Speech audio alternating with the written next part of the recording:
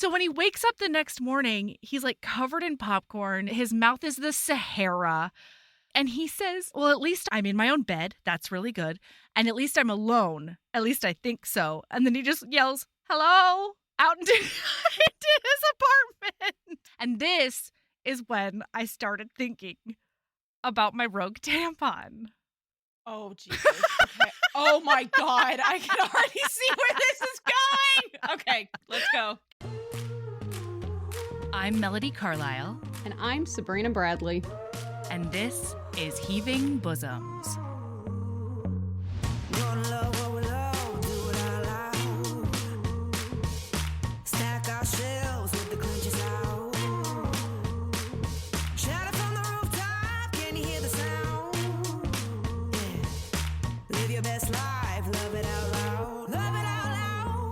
This is the podcast where best friends recap romance novels and other kissing media that makes us swoon, snark, and refills our cups. Whether you've read the book or are coming in blind, we'll lay bare every delicious scene and revel in the tropes and subgenres that make romance amazing. All right, listener, strap in and strap on. Headphones are highly recommended.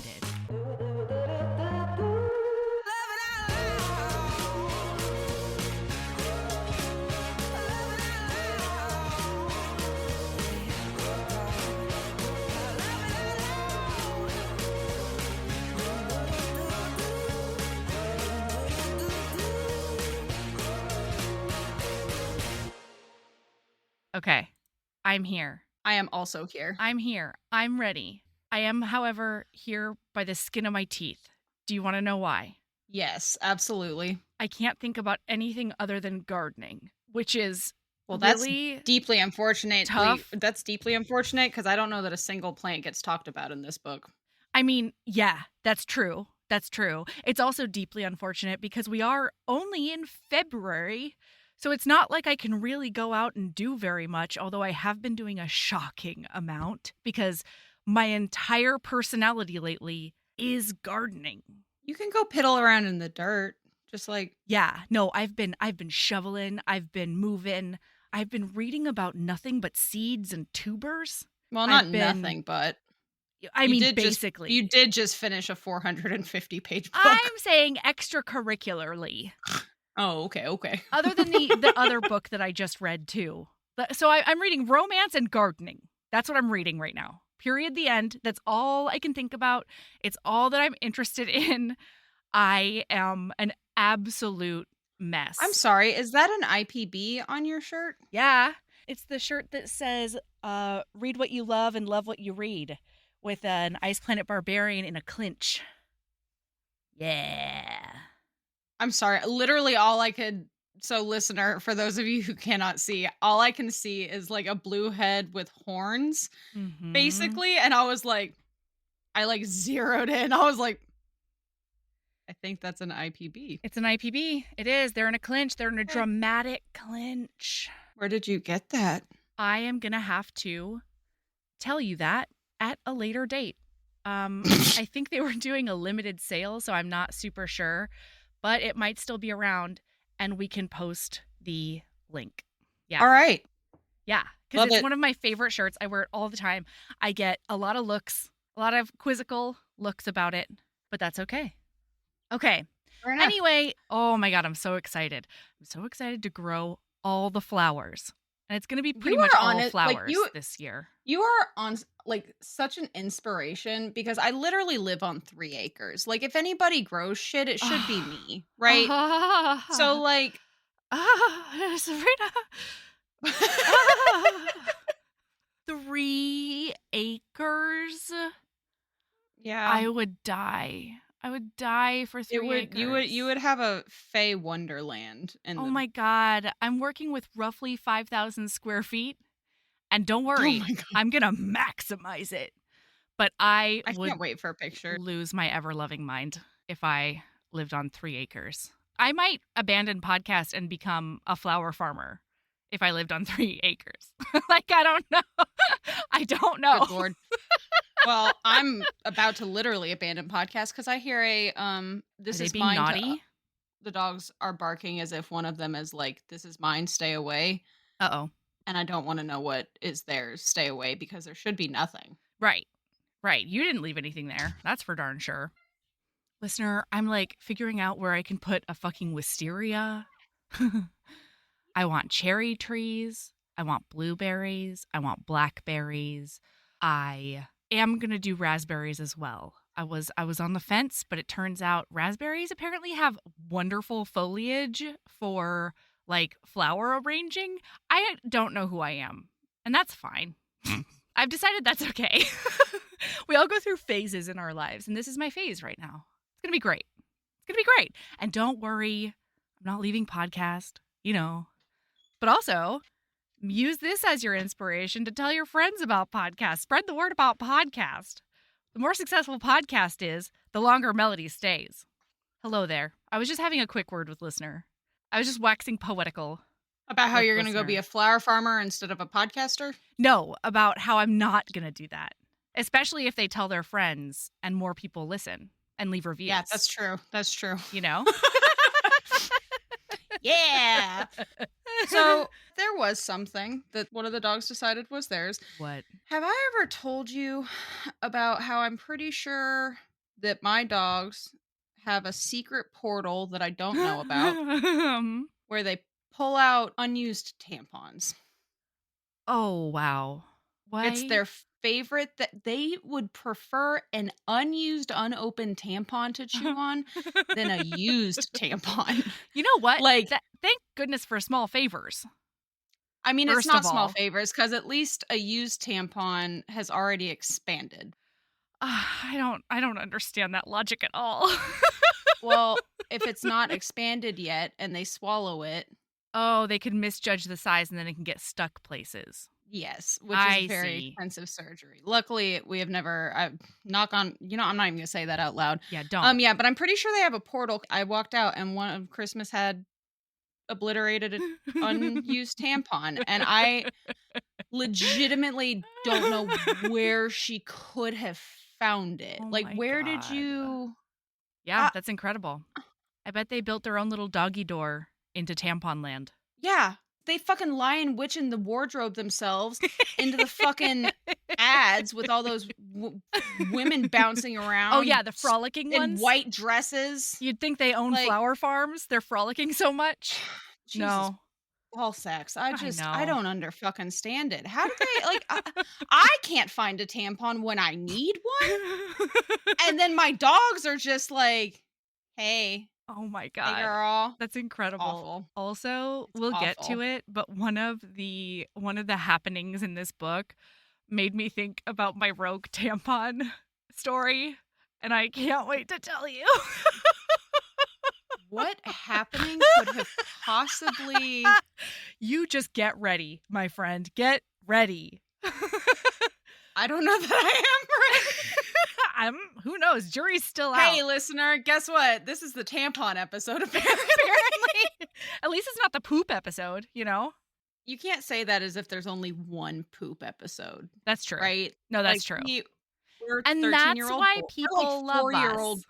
We're 4-year-olds, Yeah, and we talk about poop a lot, Yeah. okay? it's true. It's true. part of what's endearing about us. Any waiter. Any waiter. Anyway. You know what we get to do right now? We have people who have joined our Patreon. And so we want to say welcome Yes. and hey and thanks. And thank you. Yeah. Yeah. I hope you love all the shit we're throwing at you. Our 50 Shades watch party was so fun. That's going to be up soon.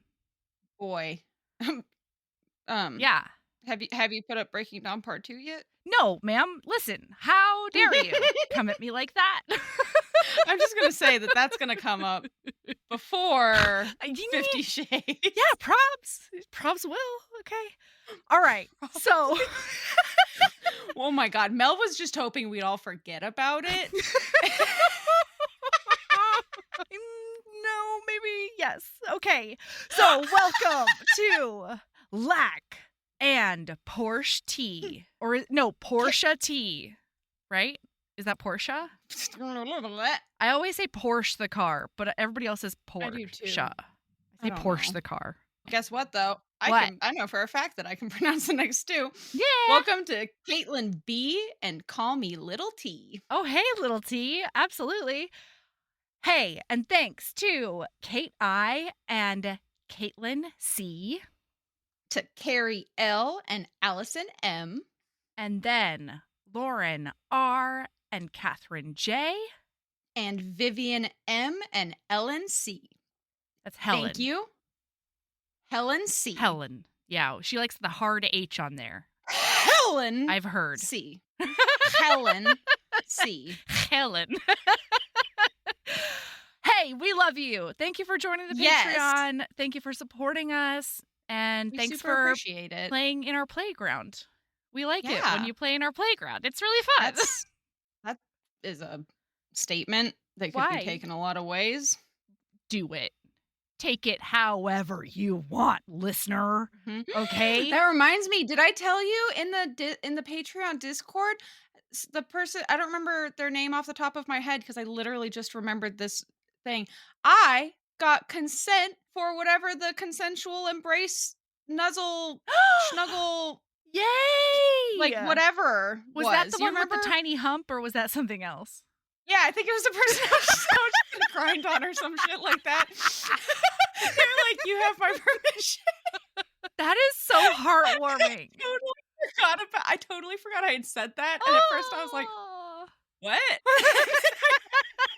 I thought about it. I was like, when did I say that? And then I was like, oh. That's some embrace shenanigans right there. It is. It really is. The embrace. Yeah. I don't know. This was a fun embrace. Anyway. Hey, and if you want to do our reading embrace this year, all the prompts are on our link tree and the website and all that kind of stuff.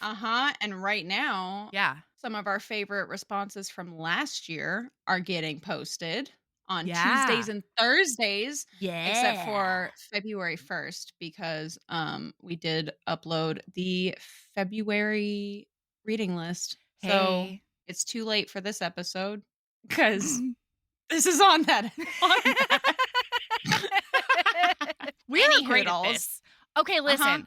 We read a really, really good book this week. Holy shit. I It's a have book that I've friend been who- meaning to read, you know? Same.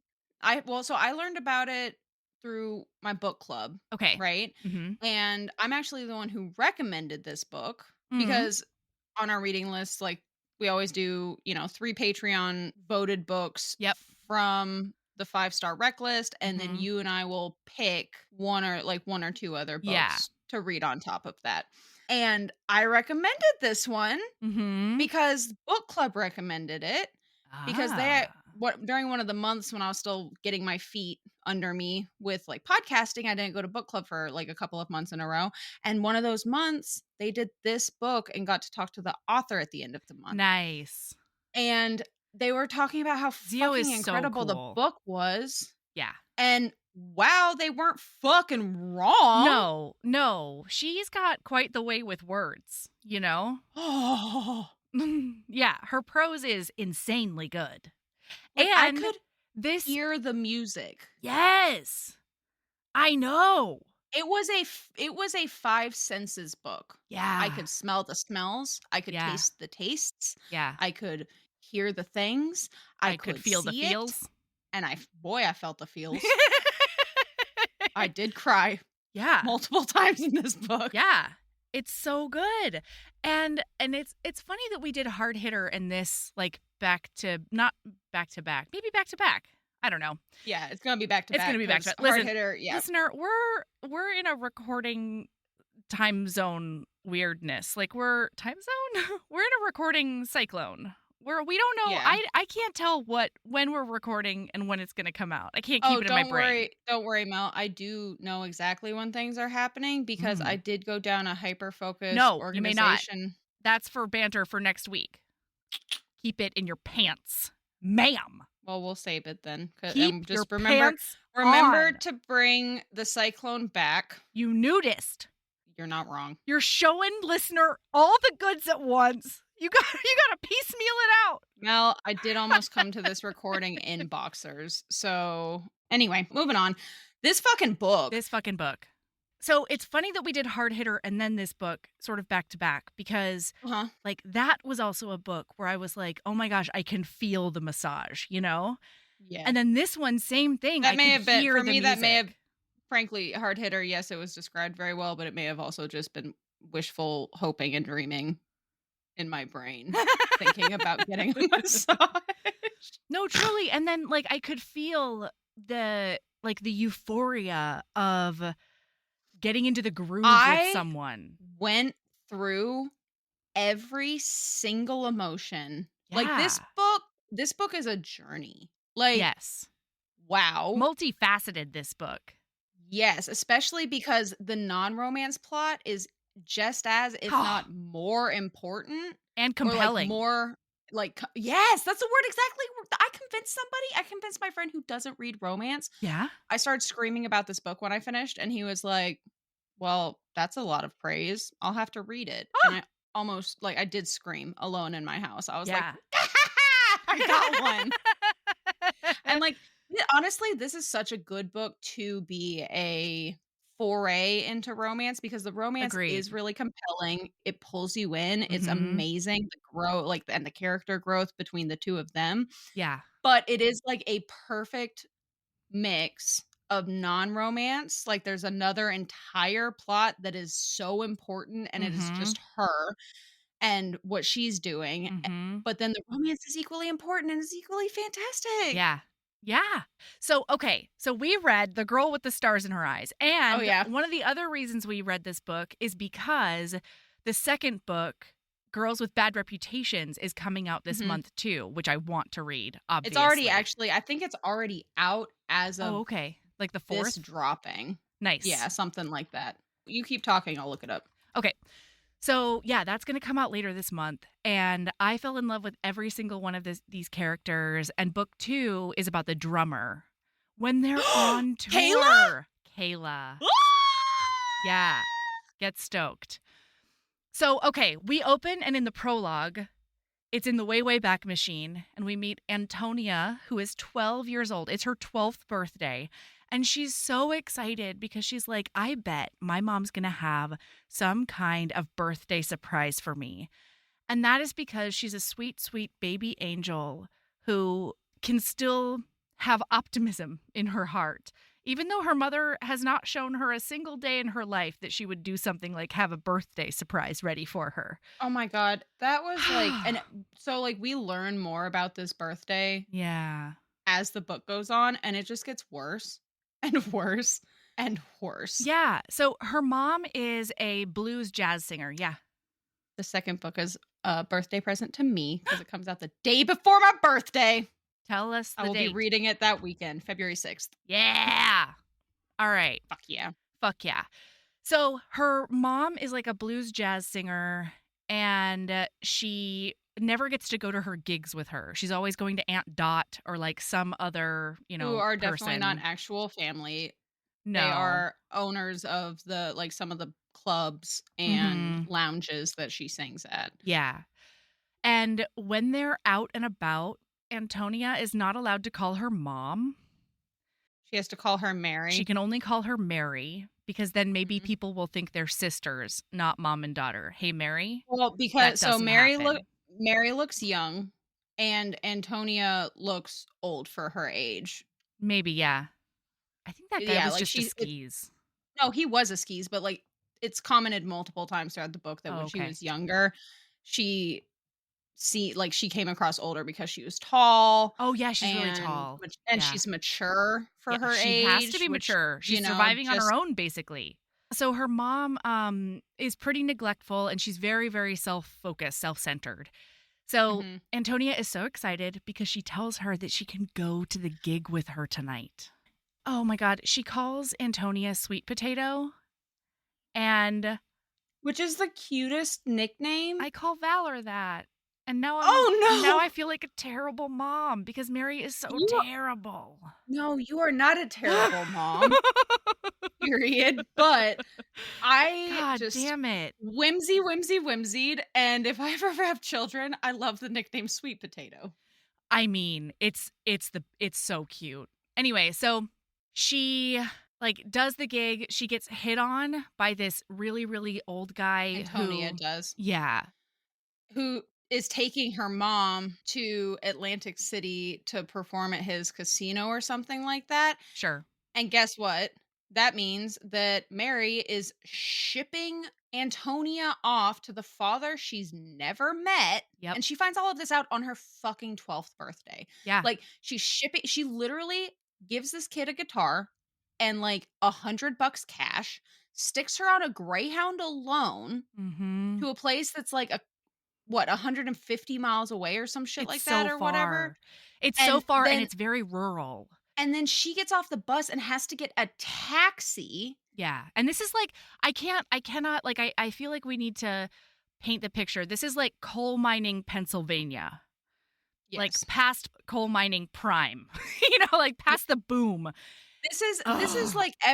like this is any small town where the main primary source of like Jobs. economic booms and Mm-hmm. jobs no longer exists. And Yes. so there's like the remnants of when this was a town, but like it's Yeah. not it's a sad place, and it's said multiple times in the book how it's one of those kinds of places where you have to be real complacent to stay here. Right. And but the problem is it's not just that you have to be complacent, it's hard. Places like that are hard as fuck to get back out of. Like, Yes. once you're there, it's so hard to get out. Yeah. Absolutely.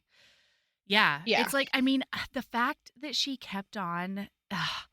So, one of the things that a bunch of these characters talk about when they're talking about being between a rock and a hard place is Scylla and Charybdis. Yes. And that Charybdis monster is just like one of those towns, like Yeah. that imagery worked in so many different ways, being Mhm. stuck somewhere. Yeah. Like Even that without was, it explicitly being stated yeah, between a rock and a hard place, there are so many times in this book where that's definitely a theme. Like, being yes, stuck between a rock and a hard place yeah, is a theme of this book. most definitely. And doing your best Ooh. to like choose By between the the lesser way, of two evils. just letting you know, listener, do not go into this book if, like, uh, uh, boy, if you're struggling in certain types of ways, it's hard. Like, if you feel like you're stuck, actually, no, I'm gonna say read this No, book read because it. it's her doing her fucking damnedest and making it. Yeah. Yeah. It's her I just know grinding I until just know that, she, like, there were a couple of points where when I was reading it, I was like, "Damn, I'm really glad that I am where I am right now reading this book," because there are times in my life where this would have been too hard of a book. Because, to be clear, it's a heavy book. It's beautiful, it's wonderful, it's yeah. uplifting, it's inspirational, but, like, fucking A, it's heavy. See, it's funny. You latched on to like the being stuck part, and I latched Mhm. on to the parentified child part. That's where I got a little bit, got under my skin. To be fair, that did also get under my Yeah, yeah, skin, yeah. but the stuck thing, definitely. I think part of it is I live in one of those towns right now, Okay. right? Yeah. I live in a town where, I mean, it's not the same town, right? There's a lot more going on. It's, Mhm.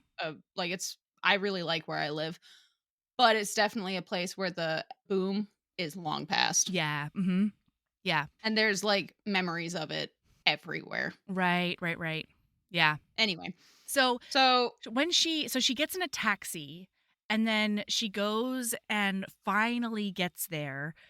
And her dad owns like a little tavern and he a lives dive bar. above, yeah, he lives above that, like, dive bar tavern, like you walk over it and the floor sticks a bit kind of place. Mhm. Boy, I've spent a lot of hours in a place like Right? that. Same. And when she's across the street, like trying to get up the gumption to go inside, she meets a kid named Sebastian Quigley. Who is adorable. He's like a year and a half older than her, and he is very much like, "Who's this strange young girl that I've never seen before in this town?"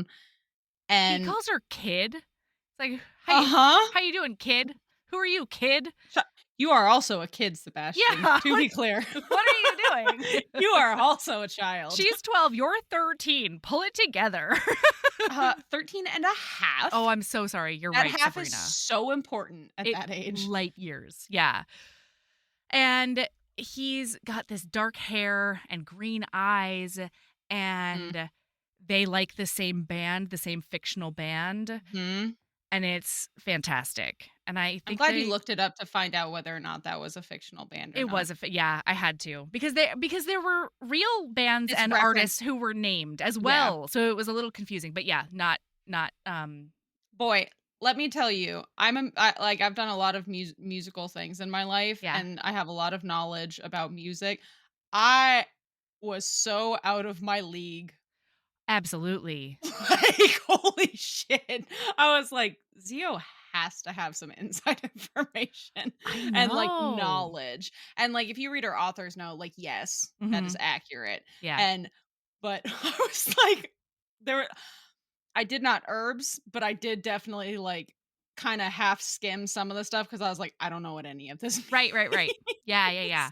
Apparently there is, I didn't go listen to it because I just ran out of time, but she has Lily's songs. I knew it. Recorded. That's hot. And up on the interwebs. That's hot. All right, I'll try to find that and put it in the show notes. Fuck yeah. Okay, so now in chapter 1, we've gone years and years ahead. She's 24. 8 years. Yes. She's living in Philadelphia. She goes by Tony now. So she broke into the music scene a little bit, right? So she lives in Philadelphia now. She did make it out of Borden. That's the name of that town. Mm-hmm. And she plays at the cutest fucking dive bar / venue at like open mic. She is the resident musician at a place called the Electric Unicorn. And the owner is just this fucking Elton, British, not John. I did not catch that his name. It didn't register. His name is Elton, and then in her phone, when he calls her one time, his name pops up as Elton. Parentheses, not John. It's so good. Okay. Well, okay, to be fair, that's important. Like, she's got to do that because her name, now that she goes by Tony, is Tony Bennett. Yeah, and like that's a choice she made. You know what I mean? Yeah. Because her name is Antonia.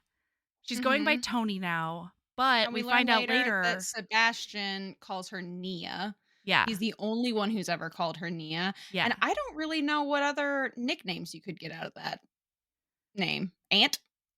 Yeah, maybe.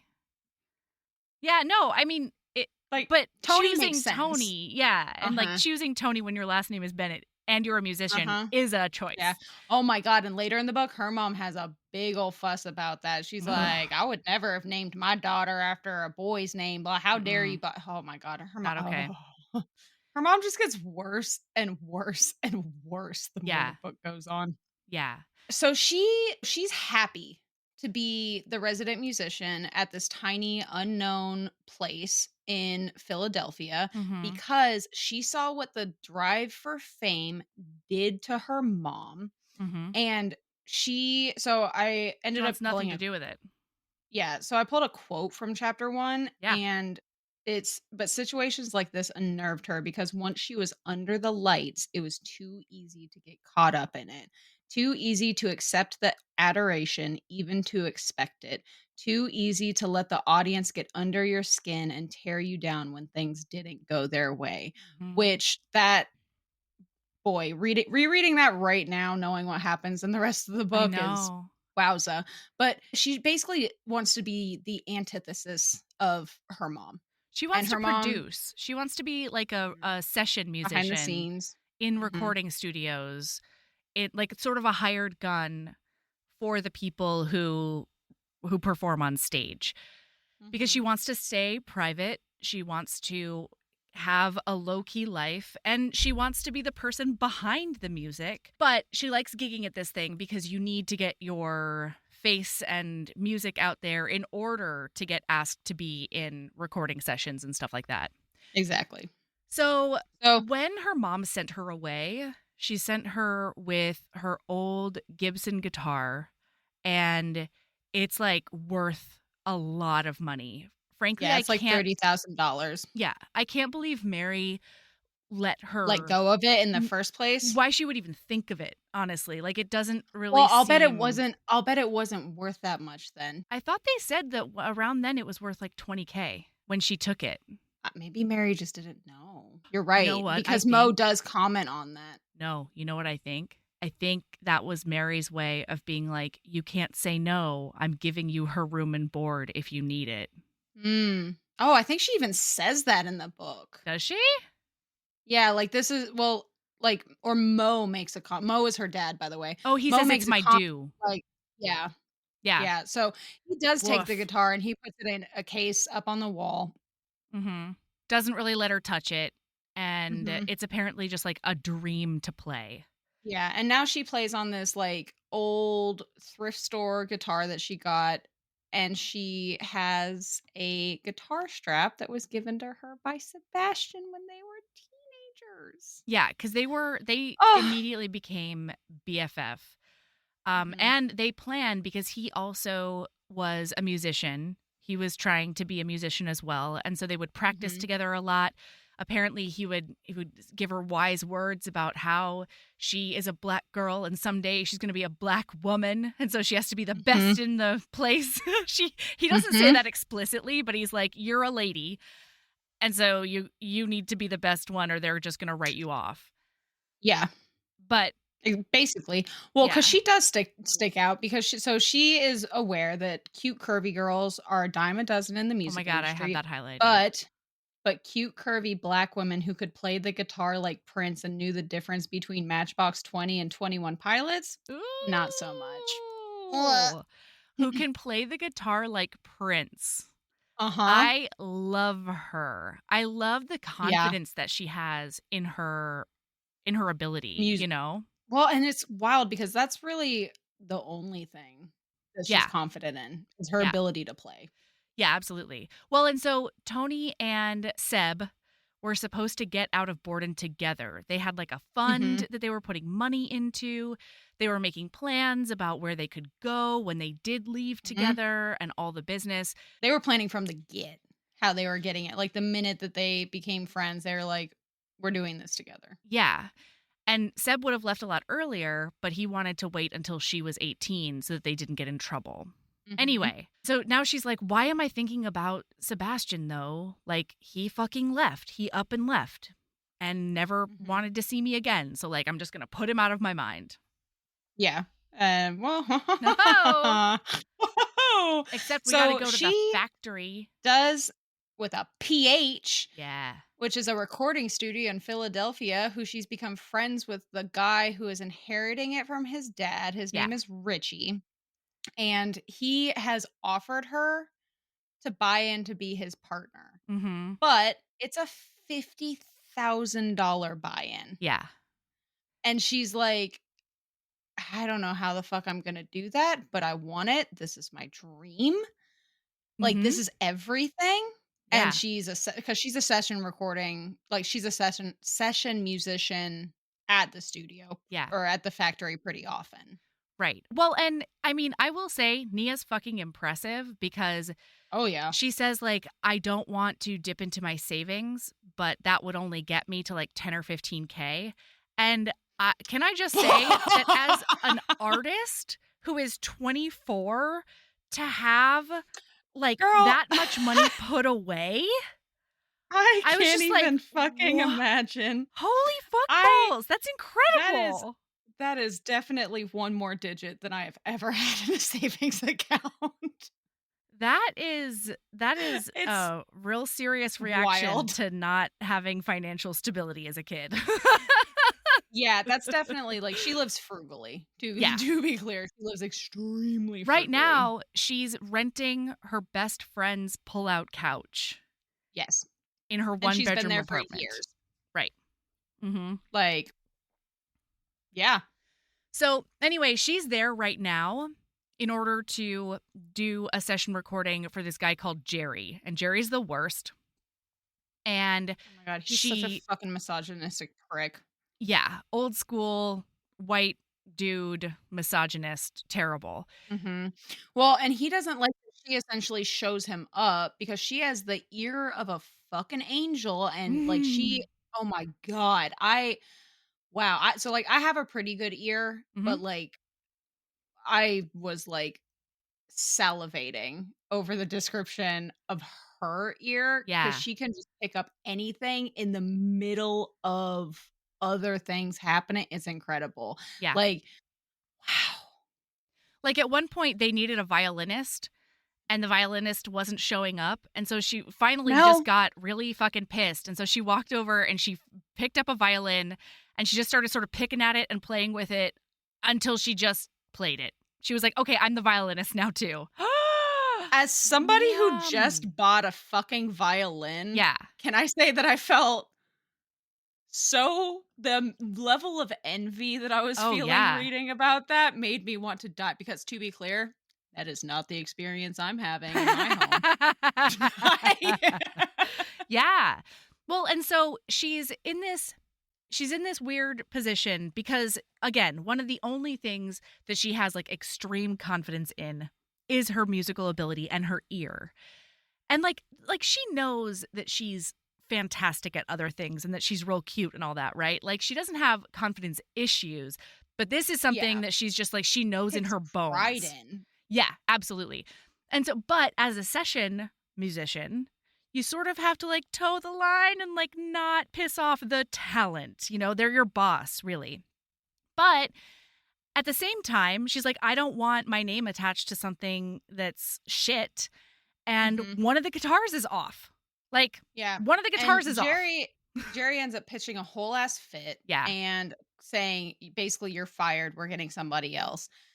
And guess who walks in the door to replace her? Holy None shit. other than Sebastian Quigley.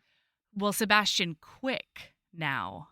Yes, but we don't know his name's I Quick know. yet. Well, that What a was so funny good though, because name, though. they were like, Quick's gonna be here soon. Like, you can go. Mhm, And when she turns around, she has not seen this man in 8 years. mhm, And all the blood drains out of his face, and he like mhm, kind of doesn't know what to do with himself.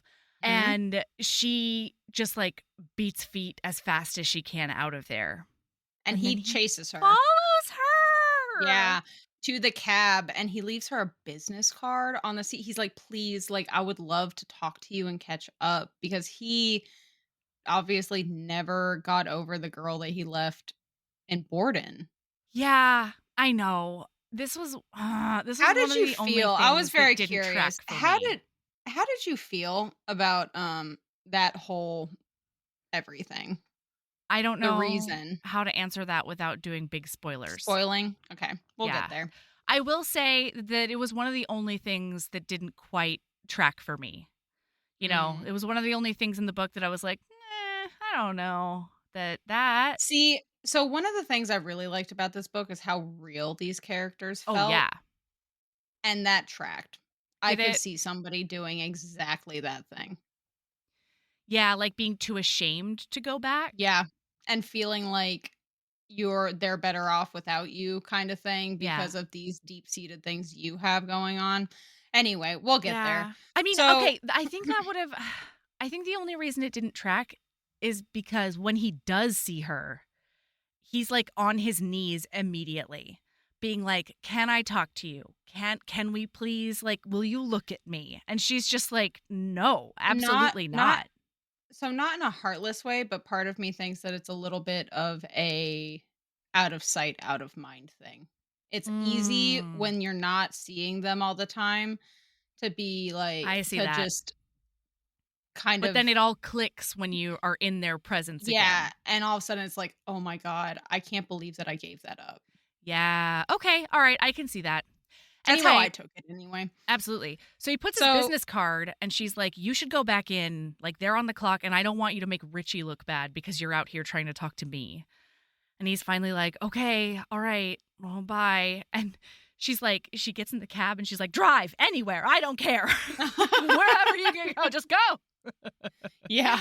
And so Ah. she's in a mood and then they're gone and next chapter we get Sebastian's point of view. So this is a dual point of view third person book if that's something that matters to y'all. Right. But we're in Sebastian's point of view, and now we've started. So I think we've heard mention of the lilies before Elton now, and Elton talked to her being like you're on par, cuz he keeps on being like you're better than this like small time gigging.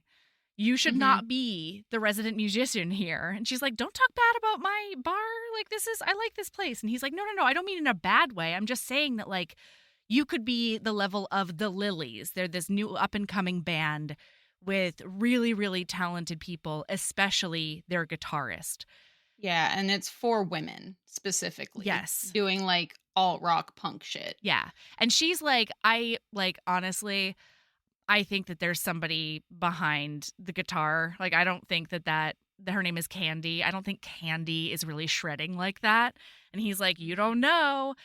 So we find out that Sebastian is working with the Lilies. He's the manager Yeah, for them. He's the one who brought them together right. and then got them essentially their sign on with YMI, which is a super well known recording Mm-hmm. group or whatever. Yeah. And we also find out that Sebastian, we're just going to kind of cruise through that. So, boy, Candy is. I'm going to say a real hot take out loud right now. Mhm. I don't like Candy. Wow. I know. Really? Brave Incredible. of me. I know. So, Candy is such a, and like we'll get into it more throughout the book, She's a but piece of fucking work. she is a piece of work, but I had so much pity and empathy for her, actually. Like, That's very kind of you. it's just, I've known these people. You know what I mean? And in like, like that self-destructive Mm-hmm. kind of, and hell, I was self-destructive when I was younger. Sure. Like, so like that's where the empathy comes from. And like, But Candy is an oil heiress. So she's always been rich, and her family doesn't take her seriously, especially with her music. Like, I'm very curious. I wonder if she will ever come back. I don't know. Well, we can talk about. Do you want a second chance romance with someone? Yeah, I Me do. too. I really do. Me too. So yeah. So Candy is fucking falling apart though. She like, just to give you the quick rundown, she drinks too much, she parties too much, she's constantly high on drugs, she's doing all constantly sorts of, popping pills.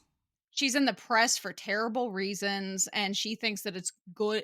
She's of the opinion that any press is good press for the Lilies, whereas like everyone else is like, you need to fucking settle down, dude. Yeah.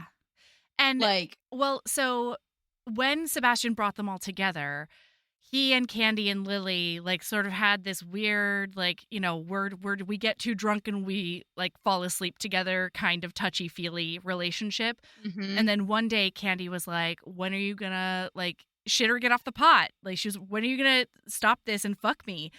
And so they did, but then right afterwards, Seb was like, oh no, this is a really big mistake and we can't do this They did it for a anymore. little bit, but then they stopped very, very quickly. But they're still pretending for the press that they're together. Yeah, and more than that, he's sort of become her de facto babysitter because Mhm. nobody can control her, but everybody's like, he's got the best chance of it. Mhm. So tonight he is with her, and it's like a really serious time to be babysitting her because the next day the Lilies have their like first big we've been signed with a record label showcase in front of a bunch of music promoters.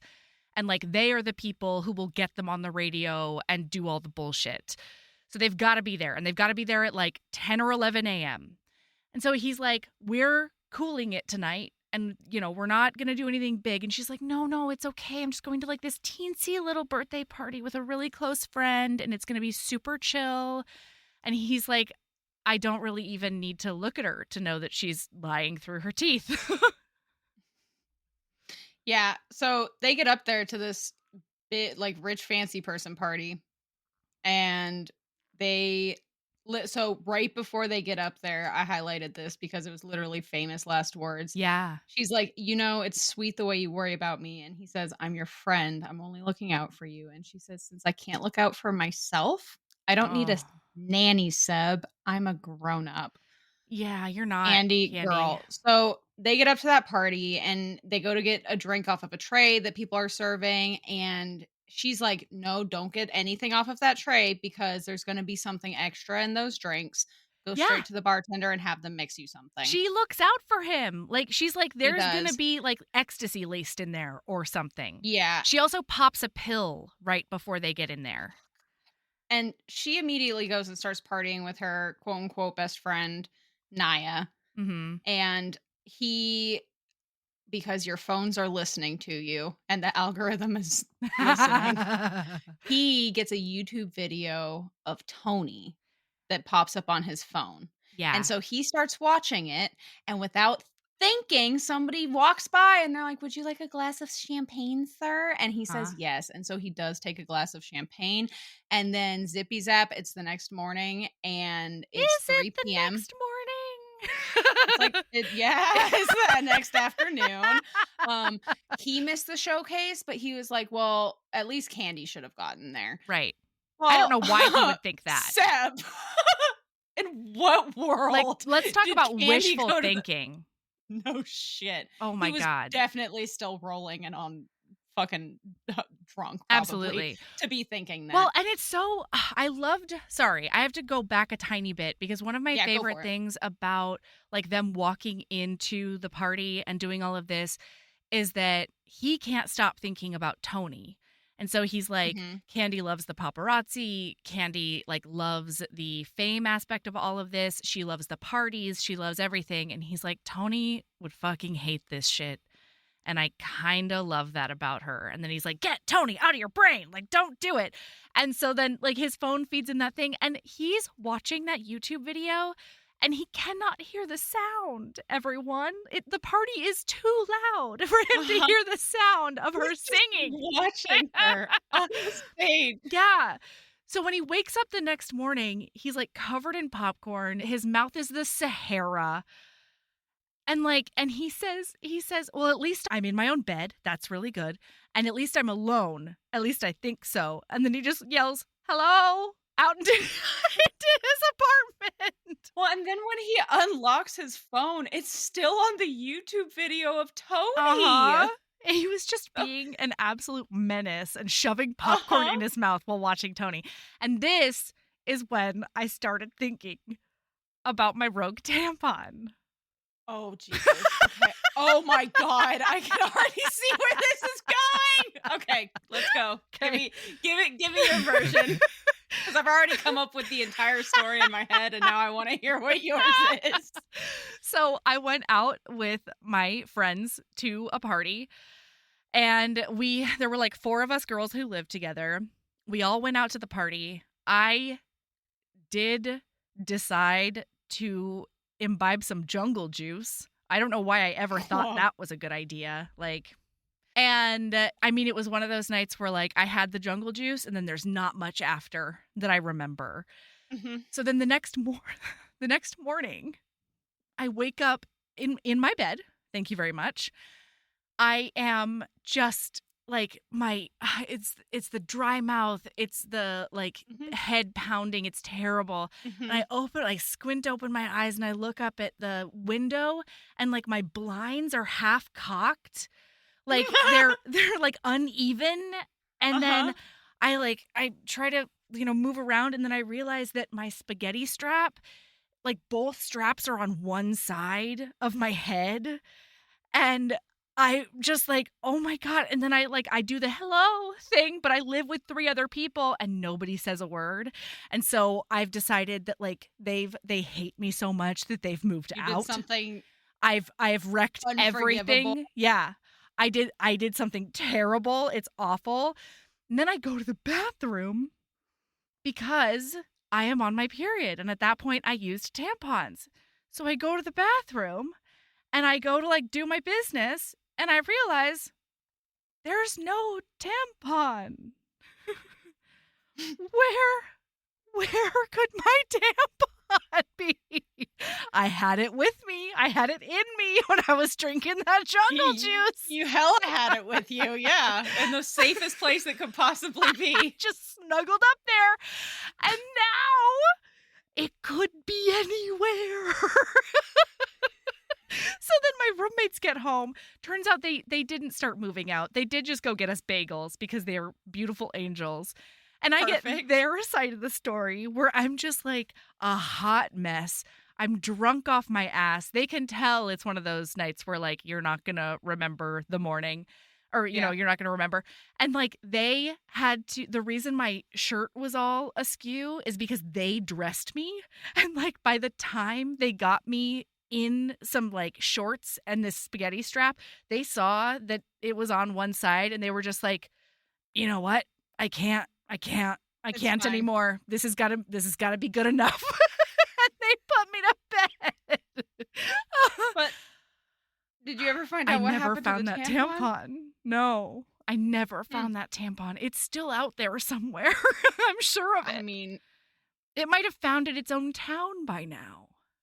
at Borden Yes. has its own Pennsylvania coal mining. I bet. Yeah. It's just picking away at that mountain, It's It's just living its best life. I Boy. emancipated it on that day. And now it is using its liberty to its full potential, I think. It's just That's squishing a nice around. dream. Squishing around. Just squishing That might around be in the world. That might be one of the worst things you've ever said to me.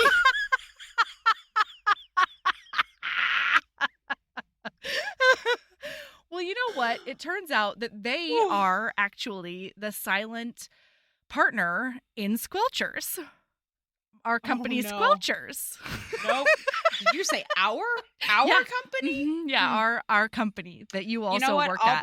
I will buy into Squelchers before I will buy into Mel's Cunt Punch Extravaganza. Well, they're sister companies, so like I don't know what you want. Okay. Oh my God. So sorry. So then he looks at all these texts, and Jordan, his best friend, and their like lawyer / actual manager, because Seb doesn't really manage anything. Seb is like, "Can I get you snacks? Do you need water?" he is the soccer mom. Yeah, he's the herder of cats. Yes. He sort of keeps them alive. Frankly, and then they need. Yeah. Yes. And then Jordan does all the like fancy contract stuff. Yeah. And so he has a ton of messages from Jordan.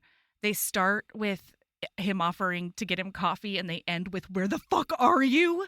And then he has one message from Lily, because I don't know if we told you this, but she is a Nordic queen. Goddess. Yeah, Nordic goddess. And all it says is, "I trusted you." Period. Yeah. The end. It was awful. Oh my God. And just to give you some context, the band that they're in is called the Lilies, after Lily Langland. Yes. Which is the lead singer. Mm-hmm. And then we're gonna meet them, but we're about to we're meeting them right now. There's also Tiff, the bassist, Mm-hmm. Kayla, the drummer. I have a huge crush on Kayla. Kayla's a freckled redhead. And she is just so dry. Yeah. And also constantly doing like flipping. I don't know what it is. Like drummers are so sexy. Uh-huh. Like she got that drumstick and she just like does that finger thing. Mhm. And I'm the muscle memory that takes is I literally very hot. just got goosebumps thinking about it. Yeah. So, and then Candy's the guitarist. So it's band meeting time. Yes. It's time to have a sit down. And he gets there and everybody is there and Candy is just lounging on the couch like nothing's a big deal, because as far as she's concerned, it's not a fucking big deal. And then it continues on and like they talk some, and then Lily essentially is like, "So Candy, you're fired." I mean, and my thing is, okay, She should have stayed fired. Sure, but no. Like, my thing is, this is where my empathy evaporates. Yeah. Because it's one thing to be a fuck up who acknowledges that you've disrespected everyone you know. And it's another thing to be a fuck up who says, right before Lily says this, she's like, "Can we just get this moving along?" And you tell me, like, "Candy, you have to change your ways," and like, whatever, because I have a spa appointment in an hour. Yeah. So, I agree. I did not start having empathy and, like, pity, like, so I had, like, the supportive feelings that I had did not come back until the very, very, very end of the book when she has just fully Imploded? lost herself. Yeah.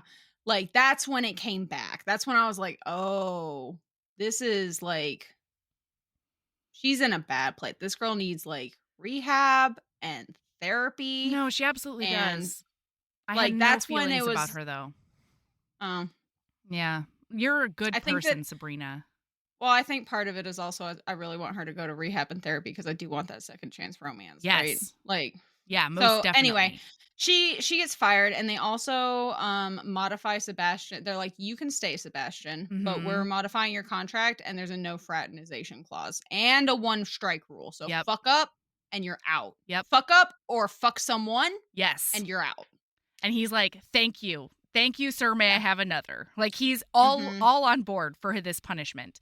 And they Yeah. decide that they have to have a closed audition to Invite only. invite only, yep, in order to not replace Candy, but get a guest guitarist Mhm. until Candy is ready to come back. Yeah. And she tries to get Seb to like back her up on how ridiculous everybody is for doing this. And he's just like, no. She tries to flounce off and get Seb to come with her. And he's just like, absolutely not. Like, he thinks Yeah. to himself, there's no way that I'll be able to smooth any of this over if I leave with her right now. I need to I do this. needed Sebastian to stop enabling Candy so much earlier than he did. Mm-hmm. Like, oh my god, all of them except for Tiff. Tiff was very clear, or no, it Kayla was was no very Kayla. clear. Kayla was very clear. She was like, "I'm done with you. As far as I'm concerned, you're dead to me." Yeah, Like, and she sticks to that the entire fucking time. it's great. Loving her. Yeah. So Sebastian's So, like, one of the people that I could invite is Tony, but like that would be really bad for me. And like, I don't even think she wants to be famous and like all the I was so bullshit. mad at him I was livid with because this. he literally well, so we'll get this. So, well, actually, we can kind of run along Yeah. and get into this. So, Lily gets a message from Elton, the owner of the Electric Unicorn, No, that sorry, Tony. You said Lily. Tony gets a message oh, from yeah, Tony Elton. gets yes. And the message is you have been invited to an audition for the Lilies. Yeah. And she's like, "What the fuck?" And then, my god, you want to talk about one of the best fucking characters in this book? Yeah. Yvette, her best goddamn Uh friend. huh. She goes home to Yvette and they are talking about it, and Yvette is like, "Fucking do it." Or at the very Yes. least, call and find out what's going on. And she's really worried because she thinks that they're based in California. And so she's like, I Mhm. don't have the money, especially if I want to try to buy in for the factory. Like, I don't have the money to fly out to California to for like this pipe dream that I don't really even necessarily want very much. And Yvette's like, just go. Like, at least call them. I will pay for you to go out there. Yeah. Like, And you can pay me and back. then Tony still says no. And so Yvette takes her fucking phone Mm-hmm. and calls that number. Mm-hmm.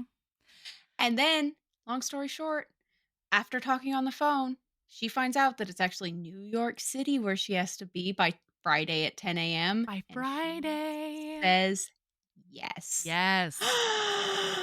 Yee. So, anyway, he meanwhile is still debating about whether or not he should call her. And then Candy says that she wants to come to the audition because if she's really coming back to our little family, she says, then I should be able to help pick my step sibling.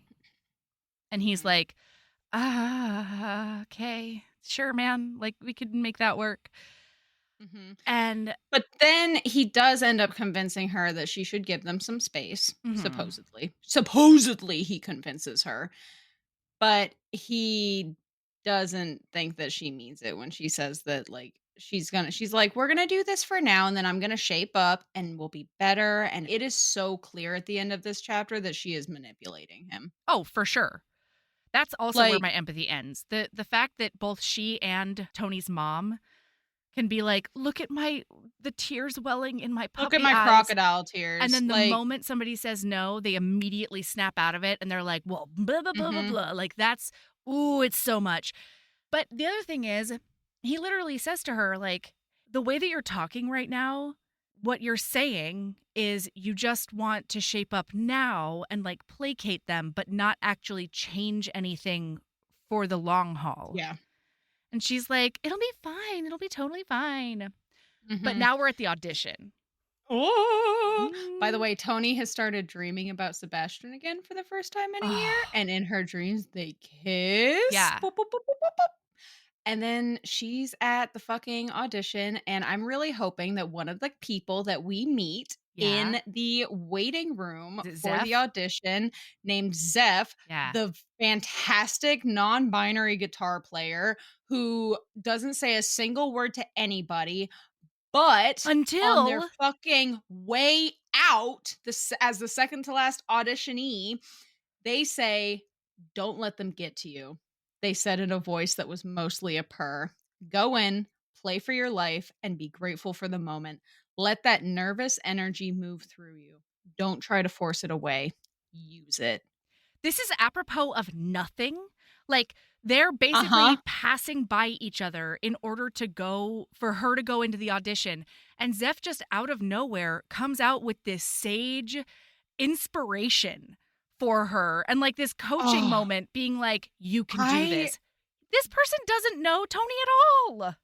It's been a while since I've been so immediately into a Yeah. fucking character that we only see, like, on page for, like, 2.5 pages. Truly. Truly.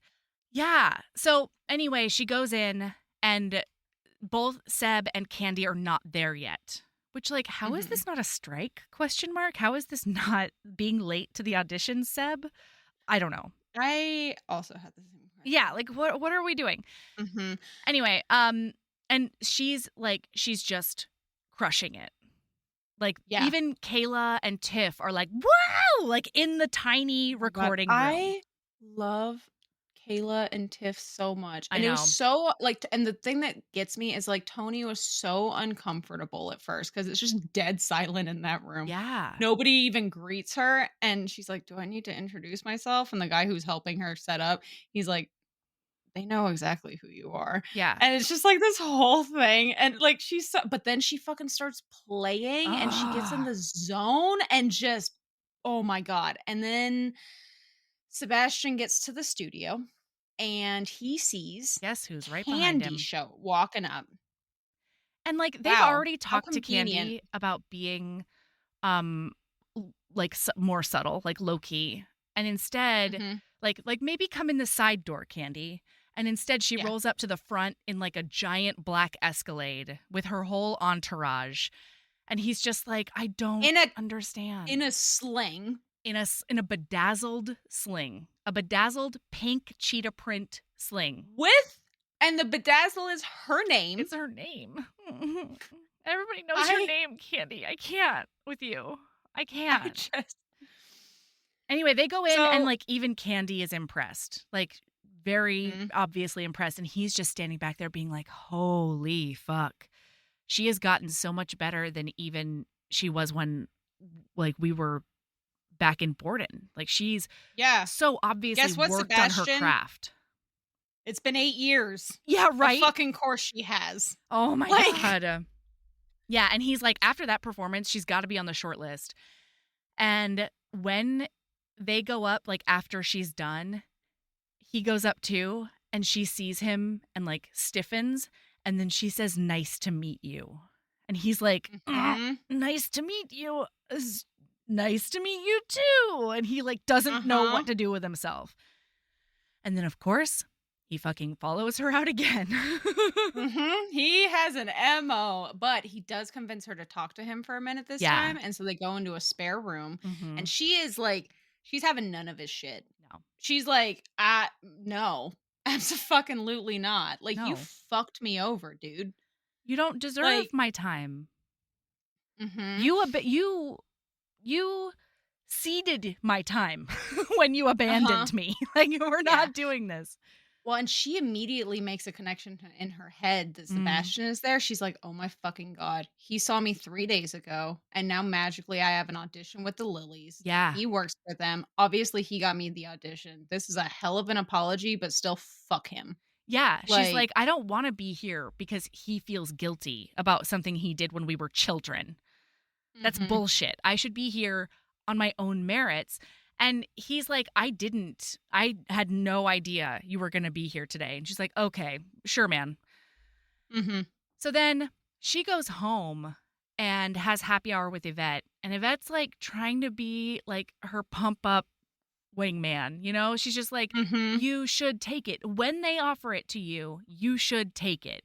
If for no other reason than Mhm. like the money you'll make while you're there.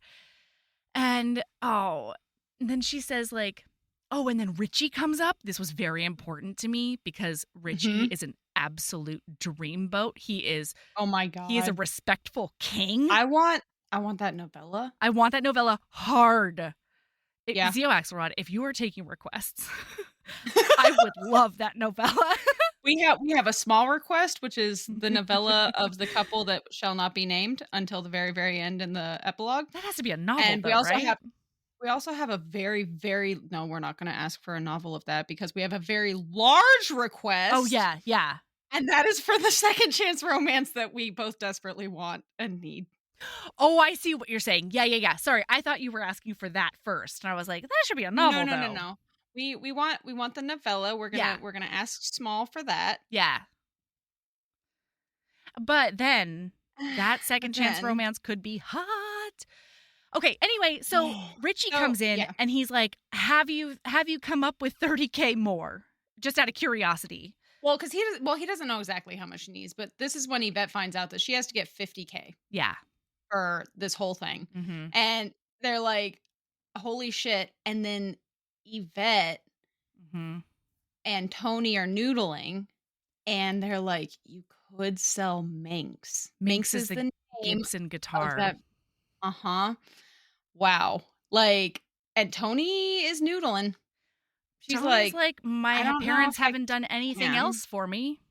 Like, it would be Uh-huh. really hard and it would be really emotional to do because it's always been like my dream to play that guitar, but Well, could zippy could zap. maybe wait, but first, this was the part that was important to me. Right Oh, before the okay. end of this scene, before Richie goes, he pulls out a business card and he slides it over to Yvette and he says, "My cell phone's on there. Use it if you want. No pressure." With like a wolfish grin, and then he walks out.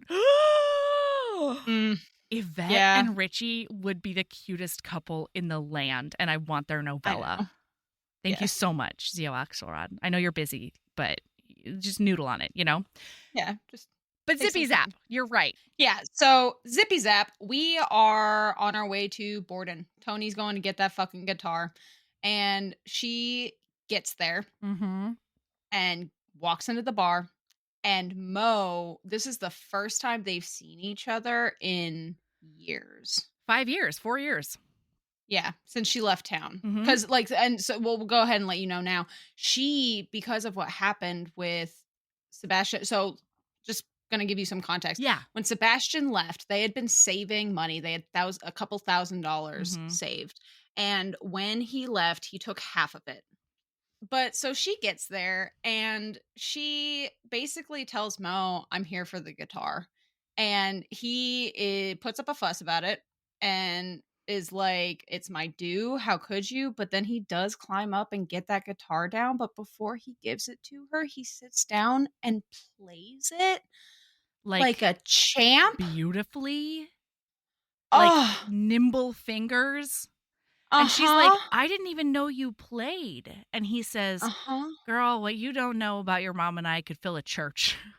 And it was He says that so, multiple yeah, he says times. it twice in the book. And like, Mhm, that makes me so sad. because like we learn throughout the book, they just don't they do not have a good relationship. Like, they they never talked. Mo wanted She nothing to do with her. uh-huh. And like she Oh. had to work to feed herself. Yeah, And she says that Mo made it very, very clear that she was a drain on his resources when she got oh there. God.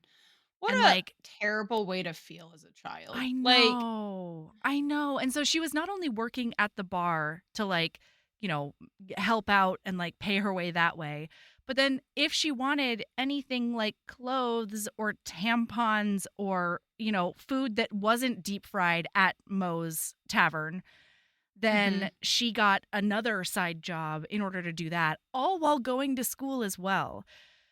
And like when she asks for a Coke when she gets there, and she immediately pulls out $1 because even a Coke isn't free. And then he picks it Yeah. up and he says, it's $1.50 now. And Oh like, it's God. God. And so the only reason that he actually acquiesces is because a longtime waitress is like, hey, you've been kind of shitty Mhm. her whole life. I feel like this is one thing you could do for her. Because especially since Tony says, he says, you're not going to sell it. And he's like, is that why you're here? You want the money? And she's like, nope, want it for a gig. I just want to play it. Just want to play it. And she's like, it's not Mhm. a lie. Like, I do want to play I it. don't want to sell it. And I also don't want to sell it. Yeah. Like, I could Yeah. play it before I very begrudgingly sell it. Uh-huh. Oh, And then she starts to say something to him. Oh my God. She also like there's comments throughout the book of like, I don't even know that you're mine. oh, And like your mom's a slut.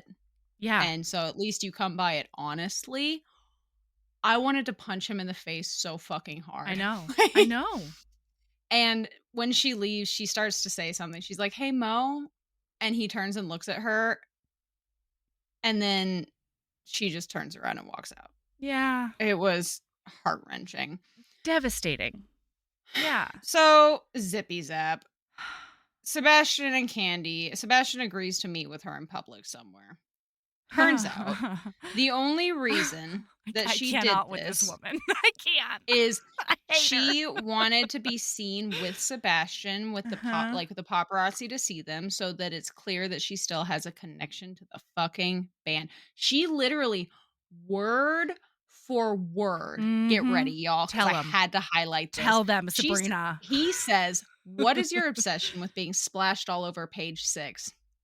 Oh, Seb, haven't I taught you anything about how this works? Candy dropped the sugary tone from her voice. You're here. This way, they'll know I'm not completely cut off from my girls. So, you're using me? He stated flatly.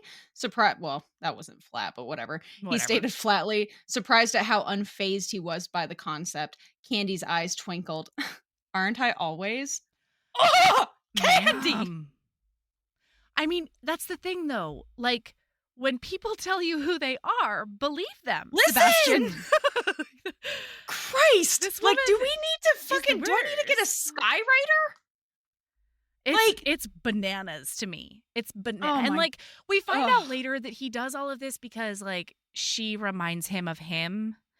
But like she shouldn't, Sebastian. And Oh. this is a commentary on your self-worth and self-esteem and not on Candy's goodness. Like this is these two things I are did not like the To be other. clear, I did not take that as he thinks that she's good. No, he does. No, you're right. No, you're totally right. Like, But he knows. But he thinks He that like knows. she's redeemable. Well, we're both kind of hoping that she's redeemable Who? for that second chance. Oh, she's gonna have to prove a lot to me Yeah. before I Fair. can say that she's redeemable. Well, and then Sebastian fucking caves though, and he's like, "Oh my!" Ugh. So she fucking. You want to hear the most egregious thing Candy does in this entire fucking book? Tell me. I have a feeling it's gonna be a hot take. She takes her shoe off, and then rubs the inside of his thigh foot, where the paparazzi can see them. Mm-hmm. Madam, How put the dogs dare you. away! How dare you? What the fuck? That would be it. I'm a It would be over Sebastian for because you? I would be a Sebastian. I am a Mhm. Sebastian in this sense. Like, I will fucking give people chances over and over and over and Oh, over and yeah. over Oh, again. yeah. That's part of And, our like, Swiss I cheese will memories. oh, no joke. But then that person I keep giving the chances pulls their little toesy woesies Oh, out of their shoe, last and straw. then they fucking start toeing around in my crotch. I'm fucking out. I'm done. Fuck you and your bullshit. I'm gone, Candy. Incredible. Yeah. No, I hear that. Done with it, she says.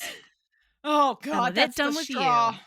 Oh boy. So anyway, he doesn't do that because he doesn't have the same problem with toesy woesies that I do. Right. And he does agree to try and smooth the way for her. And I was so fucking annoyed at both of them at this point that I wanted to Mhm. scream.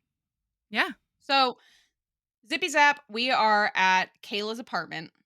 And Kayla apparently is the only one who doesn't live in the city. And everyone's like, why wouldn't you live in the city? And then they go to her apartment and they're like, oh my God, $2,500 gets you this? Yeah. Like, yeah, that's Yeah. why. Gets you That's slightly why. larger than a postage stamp.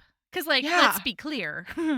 2,500 is still not great. What you're getting is That was not my great, thought. even in Yeah, it's Jersey. not great. Uh-huh. But Yeah. it's going to be way bigger. You're not sharing a studio with 7 people. Uh-huh. And even Candy's there. They're making decisions about the guitarist and things like that. By Mhm. the way, throughout this book, we keep having flashbacks to Sebastian and Tony as youths. Yeah. And And it's it's super cute. beautiful. Yeah, like seeing their like it was put in so masterfully. Like Mhm. she did such a great job at picking and choosing what scenes of their past to share. Most And I loved definitely. that they weren't long. Cuz like I feel like flashbacks are always super fucking long and there's so much exposition and so Mhm. much like and I love that Zio just let these short snippet scenes cuz to be clear they're They're not longer than flashes. like yeah, they are. It is in the word, Melody. They're flashbacks. Flash back. Yeah, but it's also like it's also like in length. It's a flash. It's great. And That's what I'm yeah, saying. I and know. as it should be. Yeah, That's and that's my actual hot take. ooh, That's my actual hot take this flashbacks should episode. be a Flashbacks flash. should be short. Yeah, I don't need all the fucking exposition. yeah. Like, oh god, I'm so tired of a 15-page flashback. Oh, absolutely. And the other thing that I Anyway, really, really liked is that all of the flashbacks gave you a lot of background and texture of their relationship without being like pigeonholy. You know, like none of them are like, here's what happened in real life, and this flashes back to an exact thing that applies that's from what I behind the mean back. by Yeah. exposition and like Yeah. all of that or not exposition, but like pigeonhole. That's a great way to say it. Also, Yeah. texture. What a good Oh. descriptor for that. Oh, thanks. That is such a great way to describe this book because like you know how some books it's like touching a mirror, you know? Yeah. Like Yeah. and it's fun. Yeah. Like those are I love those books, but this was like curling up in a fucking blanket that your grandma crocheted you. Oh. And it's gigantic and it's so heavy because she used the cheapest worsted weight fucking Red Heart from the 70s. And it's so And it's old that some of it is chunky. like gritty and scratchy, but other parts are Uh-huh. like nice and soft. Uh-huh, Yeah. exactly, and, like, some parts, like, it clearly started to unravel because Yeah. the thread or the yarn broke, and there's, like you had to tie a knot to keep it together, Uh-huh. like, that's what reading this book is like in the best kind of way. Yeah, yeah, absolutely. Oh, I'm with you. boy. So, anyway, they flashback and that's the end of my talk about flashbacks, actually, because we don't that's the thing is we don't need to talk about those flashbacks because it's not any kind of direct correlation, it just gives That's exactly what I'm saying. Yes. it just gives you enough to get the vibe Right. of their time growing up together Yeah. and how they were obviously madly in love with each other Honestly. their entire fucking youths. But like, thank God they never kissed, you know? Thank My God. favorite thing is that they never got together. I know. Me too. I fucking love that. Me too. So they end up going with Tony, Mm-hmm. unsurprisingly. I think we're all shocked by that. Wait, I'm so sorry. I'm so sorry. We do have to talk about this flashback because it is directly applicable to the future, or like Yes. to how things have like changed. Well, I mean, Because in this yeah. flashback, Sebastian is being like, it's going to be different when we're famous, and she's saying, I don't want to be famous. I want to be the person behind the scenes, and like he's the one who wants to be famous. He's the one who wants to be on stage. Well, and And now, hilariously, yeah, it's the opposite. yeah, because we didn't say this, but he's a songwriter, essentially. He's a session guitarist. He comes in occasionally for the Lilies for some things. He writes music, like songs for Mhm. other people. He's not in the limelight. Right. Right. Like, And so now they want Tony, and Sebastian is sitting there being like, this is kind of her worst nightmare, but it's also an incredible opportunity for her career. And this was really shitty. And I had a very hard time, and I almost punched him in his fictional face because he doesn't want to give away that they know each other or that she was important to him at some point or whatever, partially because of this no fraternization clause. And because he knows he's going to want to stick it in. I mean, yeah. And so he is like sort of being like devil's advocate about choosing Tony, being like, she might not, she's experience aside, she might not be emotionally mature enough. He had to redeem himself. To be clear, he did redeem himself. He does. But wow, he had to do some serious I needed a serious redemption arc for this. Yeah. Movie. Yeah. Absolutely. Absolutely. Yeah. And even as he's saying it, he's like, as soon as the words were out of my mouth, I wanted to take them back, and I knew how shitty and selfish they were. Mm-hmm. Because I don't know, it's just, it's so much. But now she gets a call back from Johnny, right? Mm-hmm. Johnny? Yeah. Jordan. Thank you, Jordan. She gets a call from Jordan, and he's like, hey, we want you, and I really don't want to deal with this bullshit anymore. And so I would just like to drop $5,000 a week at your feet, or $5 a week at your feet, or something like that, in order to get you to go. And she's like, $500 a week? And he's like, no, $5,000 a week for 6 weeks, and it might extend from there. Yeah. But you'll get at least 6 weeks, no matter what. And you need to be ready for a showcase in 3. And she's like, wait a second, if the showcase is in 3, why am I contracted for 6 weeks? And he's like, let's just call it insurance. That's all. Insurance. And she realizes that with this gig, she doesn't have to sell Minx, because she was already trying to figure out what she was going to do about guitars, because she can't play for the Lilies on that shitty little thrift store guitar that she has. No. But guess what? Now she doesn't have to. She's going to play on a vintage Gibson named Minx. Yeah. There was a big piece, like self-employed Melody, really reared her ugly head right now, though, because she was like, oh my gosh, I'm getting exactly $30,000. And so I have exactly the amount of money I need to buy into this thing. And I was like, not after taxes. After taxes. You got to factor in taxes. After expenses. She has to pay for her own food and hotel. Like, that's coming out of the $5,000. Yeah. Like, ma'am, you're getting like $2,500 maybe. Yeah. Like $20,000 a month or a week. Yeah. Like wow. Especially, I'm so sorry. You're totally right. Because at a Fairfield Inn, like a Midtown Fairfield Inn, she would be paying minimum $209 a night, 7 days a week for the entire 6 weeks. Mm-hmm. That's a chunk of change coming right out of that $30,000. Like, I was like, you don't. It's not. Like, we need 8 weeks minimum. At most, you are getting $15,000, my dear. Like, after taxes. And guess what? You're not going to see any of that on your tax refund. So, I mean, and like, I've done this before. It's not great. Like, you sort of use the money you need, and then you worry about the tax man later. But like, Like, yeah. Oh yeah, you know how fucked she would have been Oh my God. If when she, the when if this had like if I mhm. would boy, she If would have things been didn't turn struggling out the way when they did. yeah. Yeah. Yeah. Because Ugh. yeah, she would have spent all that money. Well, maybe not. Okay, so in theory, in reality, she would have bought in to factory and then started making money from factory. So she may have been okay when the tax man came Yeah. for his due. Yeah. Anyway, Sorry, everyone. that's That was Tax we're Times with Melody and we're Sabrina. knowledgeable We're big about girls. things. We Look know at how that. taxes work. Oh, yeah. Except I've already said live on podcast I that don't know how they work. I I just know I I owe fu- them. I And other people tell me and how much I owe.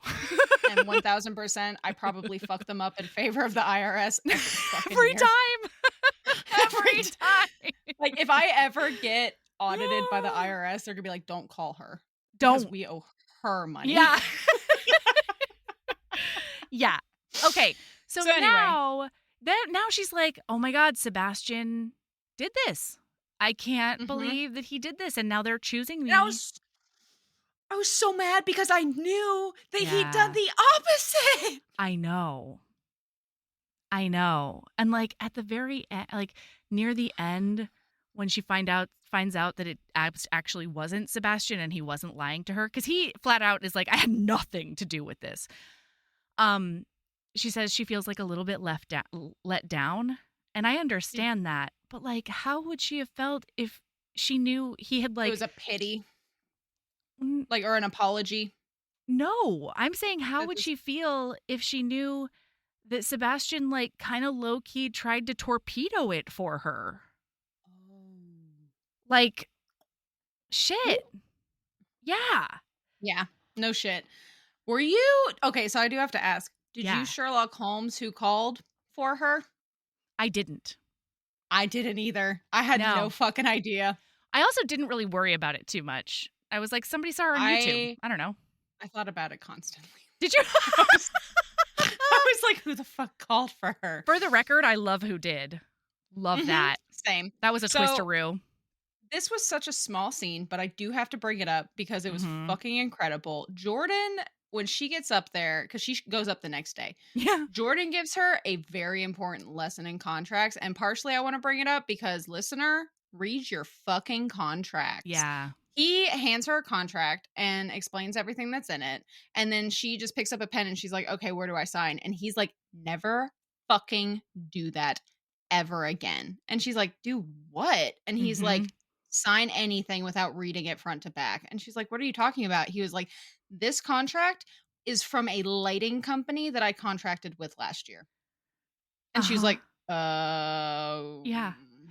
And then she's like, oh, well, you seem legit. And he's like, the prettiest snakes are often the most dangerous. Like, Mhm. yeah. Mhm. Yeah. Yeah. Mhm. So she's there, and like immediately they go to Lily's house because the band is having like an impromptu get together. Lily has made chicken and dumplings. Can I tell you one of the most beautiful things in the whole world? Yeah. I'm super busy over the next month, right? Like I Yeah, you literally are. am struggling to find time to do things Anything. that are Yeah. necessary to live, right? Part of me feels a little bit like I have to like schedule pee times. You know what I mean? Yeah. One of my friends, the friend who came and took care of me Yeah. during concussion in the middle of the night. We were talking last night. I was talking because I was like, I'm just not gonna be able to do anything with you for basically all of February, unfortunately, because Right. I'm just balls to the wall, slam busy. Mhm. And she said that she's gonna make me some food to make sure that I eat while Like a I'm casserole style busy. food. And so she's gonna make chicken and dumplings and bring me some. And that was Oh my after God. reading this and thinking to myself how much I want chicken and dumplings. And then she was like, how do you like chicken and dumplings? And I was like, Yeah. Madam. Stop talking dirty to me.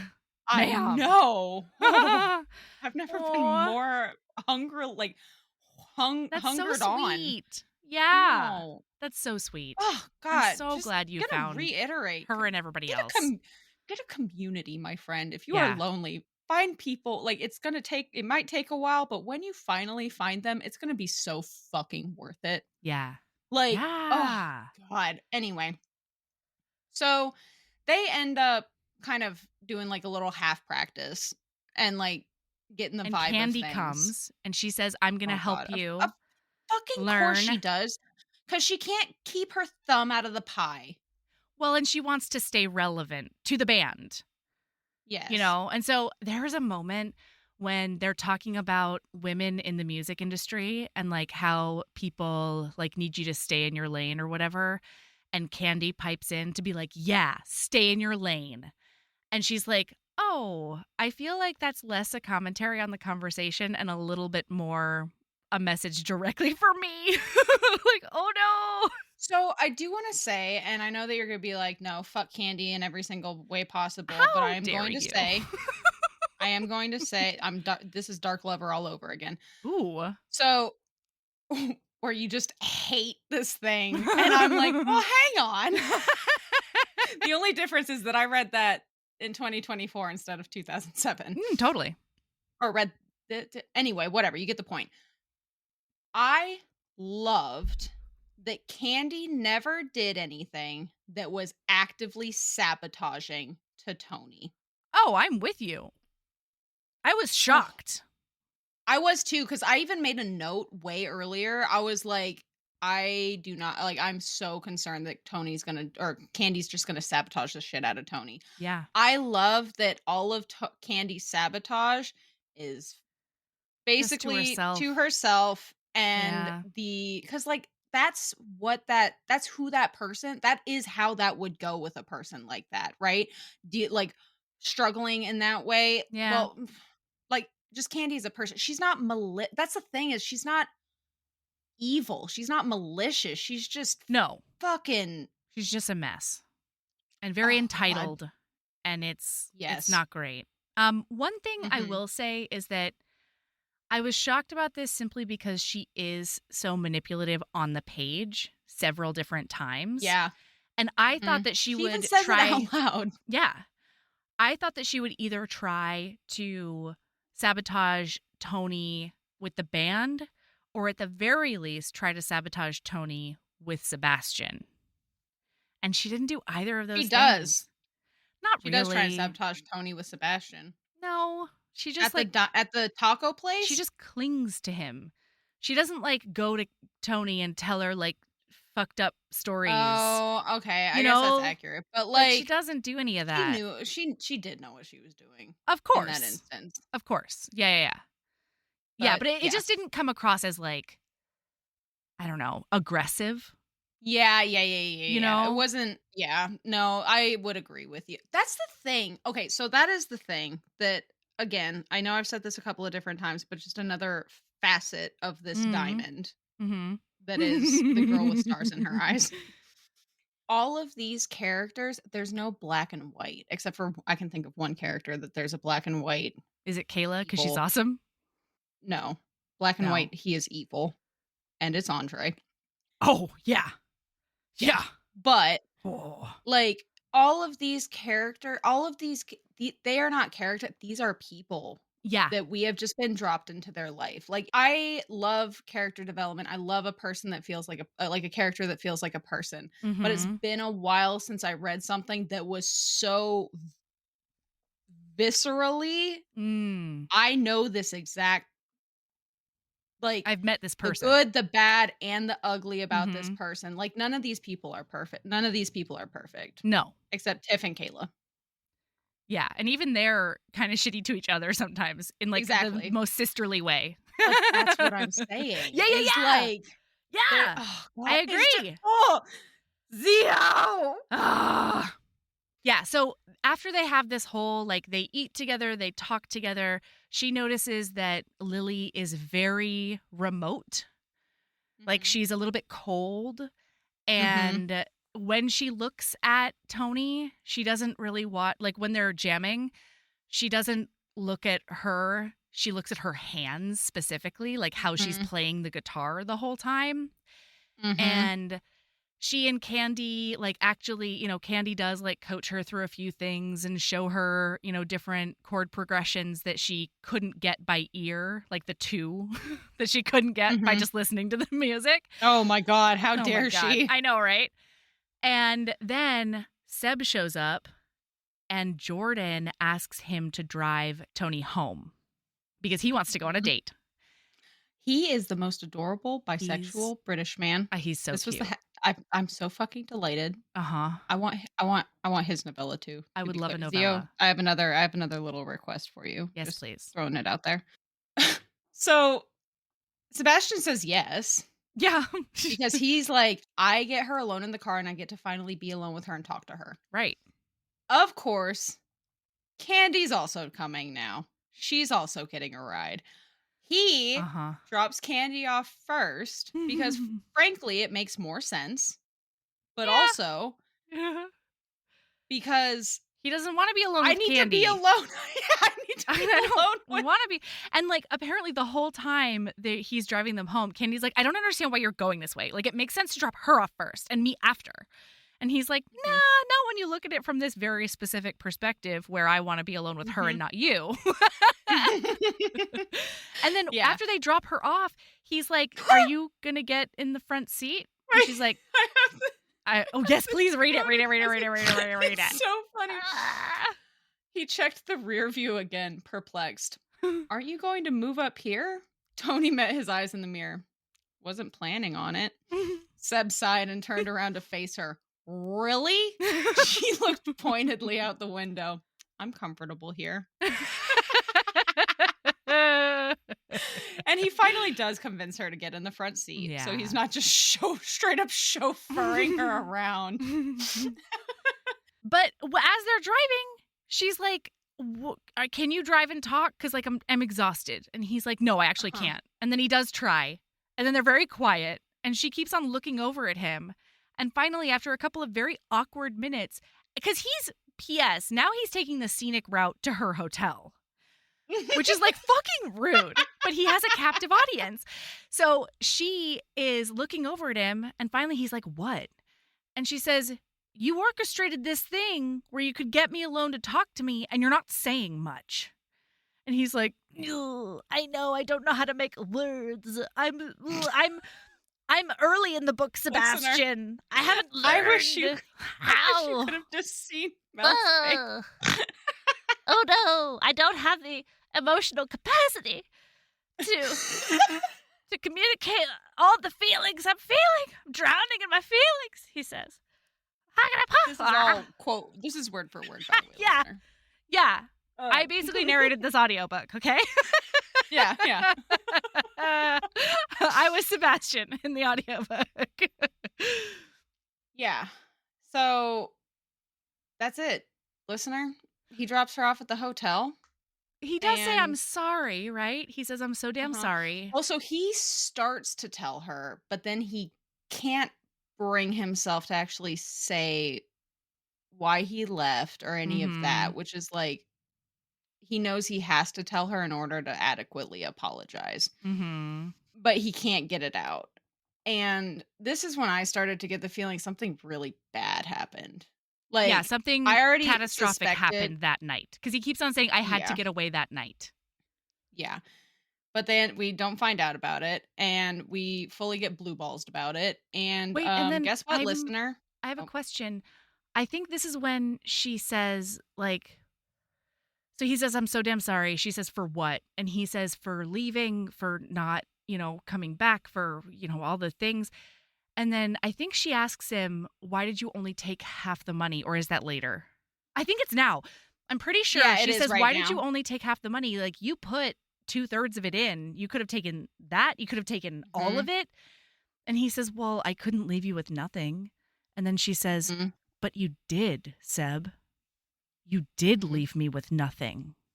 And then she gets out of the car and fucking mic drops and just like catch my farts into that Fairfield Inn. And guess what, listener? Catch our farts. Catch our farts. We got to go. That's the end of this episode.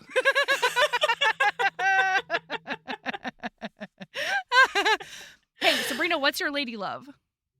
My lady love is go to the fucking doctor. Ooh. If you think that there's something up, even if you think you know what the problem is, Right. go to the fucking doctor. Because I Mhm. thought I knew what the problem was, and boy howdy, She didn't. I was wrong as fuck. And guess Yeah. what? Your doctor can help you. And on top of that, if the doctor does not listen to you, this is just advice from the last couple of years of my life. If the Mhm. doctor either doesn't listen to you or can't help you, fucking get a recommendation somewhere else or find someone new. Like, do Totally. not, if you need medical care and this is a very privileged thing that I'm saying right now. Like, I'm aware of that, right? Like, I have Right.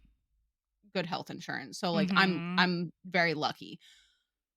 But it is, if you, especially if you have that, take advantage of it. Yeah. Fucking keep pushing until they take care of you to the point where you are like adequately satisfied, right? Until there's a solution to Right. whatever it is. Anyway, Mhm. so that's my lady love. Don't take shit from doctors, and also go to the doctor. Yeah. Absolutely. Yeah. I love that. Okay. Mine is an Instagram account, and it's Is at it gardening? shut your whore mouth. That's a yes. Is it plant poppy again? I think I doth protest too much. No. It's about Oh, okay. outdoor flowers this time, okay? Okay. Thank you so much. It's not a houseplant account. It's an outdoor gardening account. Thank you. The reason I remember the name of that Instagram account, Plant Poppy, is Mhm. because every single time Plant Poppy does a fucking live, Mhm. of all of It the Instagrams that comes you up. and I follow together on the Heaving Bosoms That account, Heaving Bosoms I get follows for no reason. that I get a notification to my phone. It is not on Instagram that it lets me No. know. I get a full on. It's like, hey, Plant Poppy's live right now, and I'm like, Melody. That's so weird because so many accounts we Carlisle. follow go live. It's so weird that that's the only one. I know. I bet she gets accounts when the plant crystal account I follow also goes live. They go live a Shut lot. the fuck up. Phone, don't listen. Phone, don't listen. My Instagram account recommendation today, my lady love, is at Microflower Farm. She is a one lady show, allegedly, in Washington, where she turned her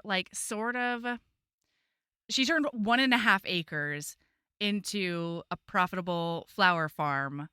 And what she grows for the most part is dahlias and ranunculus and a bunch of other beautiful shit. And like, even if you're not that interested in actual gardening, the account is just happy making. It's just gorgeous. Like, it's a hit of beauty whenever something that she posts comes up. And I remembered why I'm obsessed with dahlias. And I like ranunculus also wouldn't go amiss.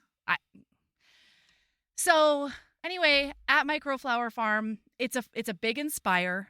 It's a huge beauty. And I suggest that people follow it if they want.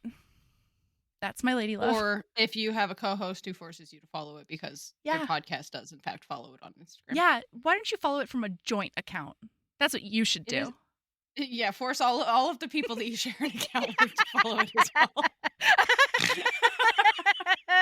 Yeah. All right. Keeping listener. a badass. And love yourself as much as you love. Much as you love. Shut up, Melody. As much as you love forcing your friends into your interests and hobbies. You know what? Keeping a badass and love yourself as much as you love that town that my rogue tampon founded. Oh my God. What do you think that tampon town is named? Tampontopia? Like... Tamtopia. This is an official call from Heaving Bosoms. You can reach us at heavingbosomspodcast@gmail.com. We would really appreciate fan art of Tamtopia. Yeah. Please and thank you. We love you so much. Out on its living its best life. It's really doing the Lord's work out there, I think. Ooh, Okay. all right. Well, Bye. Tamtopia.